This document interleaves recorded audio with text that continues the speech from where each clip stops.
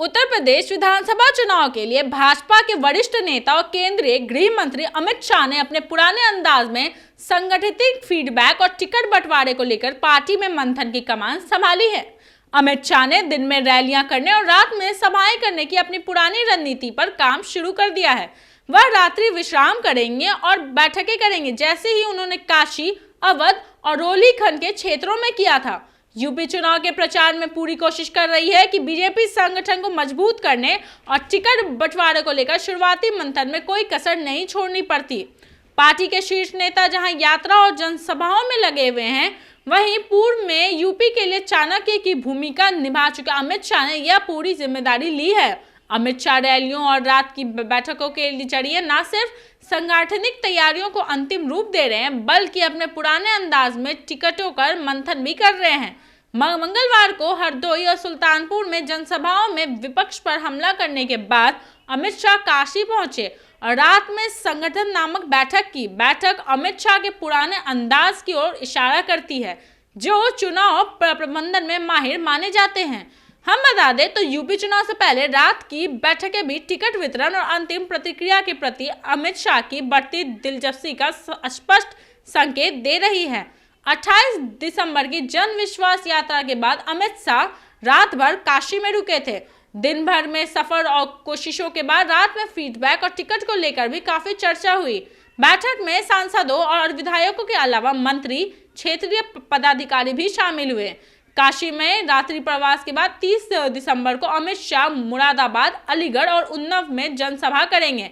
रात्रि विश्राम लखनऊ में करेंगे। 31 दिसंबर को अयोध्या, संत कबीर नगर और गोरखपुर में जनसभाओं के बाद वे बरेली पहुंचेंगे, जहां वे रात्रि विश्राम करेंगे। जाहिर है कि इसमें टिकट को लेकर मंथन भी शामिल है, इसलिए इसमें अमित शाह का होना भी जरूरी है। रतन मनीलाल कहते हैं कि यूपी में सरकार हर बार बदल रही है। यह पहली बार है जब कोई पार्टी सत्ता में वापस आने की कोशिश कर रही है। अमित शाह के उस तरह का अनुभव है, उसके लिए यह जरूरी है। दरअसल बीजेपी के लिए तैयारी के लिहाज से यह सबसे अहम समय है। यूपी में अमित शाह की सक्रियता उनके पुराने अंदाज की ओर इशारा करती है।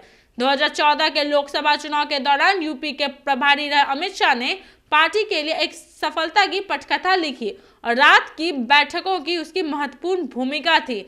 उस समय अमित शाह रायबरेली, सुल्तानपुर, शाहजहांपुर जैसे छोटे लेकिन राजनीतिक रूप से महत्वपूर्ण जिलों में रहे और वहां रात की बैठकें भी की। बीजेपी कार्यकर्ताओं के लिए यह बड़ी बात थी कि उन्हें खुद अमित शाह ने बुलाया था। यह भी कहा गया कि अमित शाह के बाद हर पोलिंग बूथ की डिटेल्स थी। अमित शाह ने कार्यकर्ताओं से बात करना शुरू कर दिया और उन्हें तैयारियों के निर्देश देते हुए बैठकों में उनके नाम से पुकारा।